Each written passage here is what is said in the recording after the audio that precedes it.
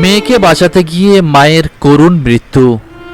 ঢাকার মাইলস্টোন কলেজে বিমান দুর্ঘটনাজনিত কারণে মেহেরপুরের গাংনীর রজনী নামের এক মায়ের মর্মান্তিক মৃত্যু হয়েছে। অগ্নিকাণ্ডের সময় নিজের শিশুকন্যাকে রক্ষা করতে ছুটে গিয়ে প্রাণ হারান তিনি। বিমান বিধ্বস্তের ঘটনায় চারদিকে আগুন ছড়িয়ে পড়লে মুহূর্তের মধ্যে শিক্ষার্থী ও অভিভাবকরা আতঙ্কিত হয়ে পড়েন। ওই সময় রজনী মাইলস্টোন কলেজে অবস্থান করছিলেন। শিশুকন্যা অন্যদের সহায়তায় বাইরে বেরিয়ে আসলেও রজনী অগ্নিকাণ্ডের লেলিহান শিখায় দগ্ধ হন। পরে তাকে গুরুতর অবস্থায় ঢাকা সিএমএস হাসপাতালে ভর্তি করা হয়।